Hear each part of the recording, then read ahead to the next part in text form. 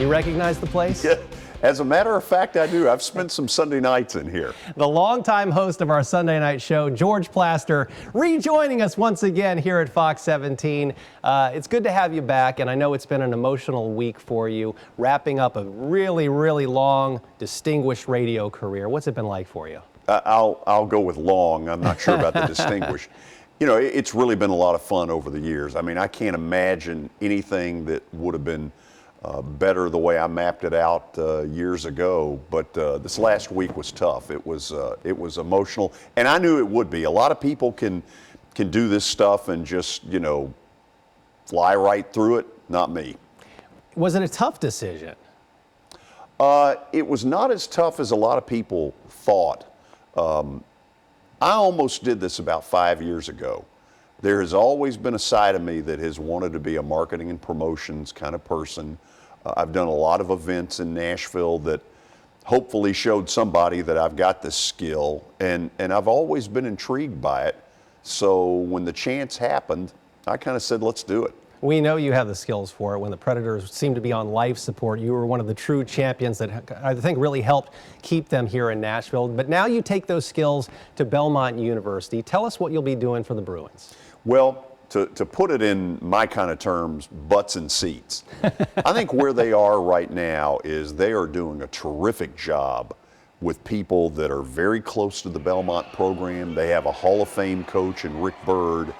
I want to see if we can kind of expand their footprint a little bit and get some people who maybe have never been to a Belmont game, never experienced the fact that, hey, it's a great product and it may well be one of the best bargains in town. You're still going to have some opinions about the Titans.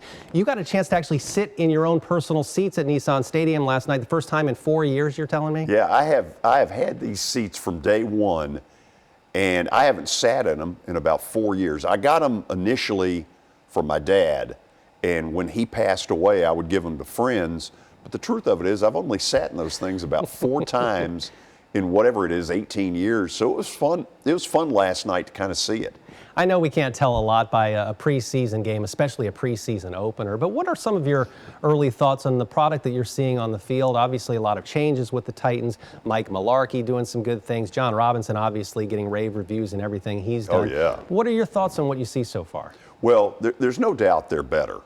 Now, how much better, I don't know. I mean, if I was going to give you a number, it'd be the same number a lot of people are out there, kind of that 6 or 7 range. In terms of wins? Now that I'm out of sports talk, I went 5.5 on the air, but let's go 6 or 7. Derrick Henry obviously got everybody's attention last night. He was terrific, and you wonder what that means for DeMarco Murray short-term and long-term, because if Henry is that good, is there that need? Then the other thing, I thought defensively early, they were not very good. They looked a little disorganized. The touchdown play was way too easy that San Diego scored on.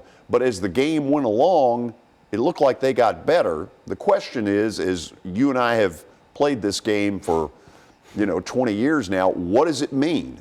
Who's out there? Were there real players out there? Were there future bartenders in 2 weeks? You just don't know.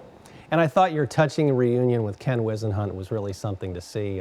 Actually, I'm joking. Did you actually get a chance to see the former Titans head coach? No, but I texted Steve Watterson and asked him to say hello to him. For those who don't know, Ken was a special teams coach at Vandy when I was Vanderbilt's announcer, and I used to make the joke. We used to play ball against each other. He was a really good athlete, and he dunked on me. Wow, you got posterized by Ken Wisenhunt? Oh, yeah. He was a terrific athlete. Huh. Don't underestimate that part. He may not have had a great record as the Titans head coach, but a pretty darn good athlete. I would love to have seen that poster. No, I'm sure it doesn't exist, though, does it? No, absolutely not. Last thing, George, what are you going to miss most about being a local radio host legend here in this town?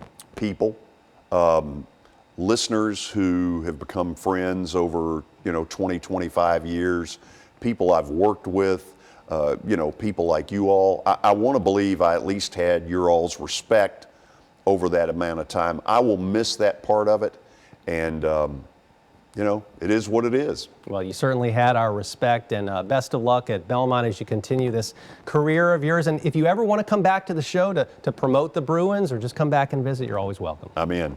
Appreciate it. All right, that's George Plaster. Of course, you don't need me to tell you that. You know just by looking at him. Radio face.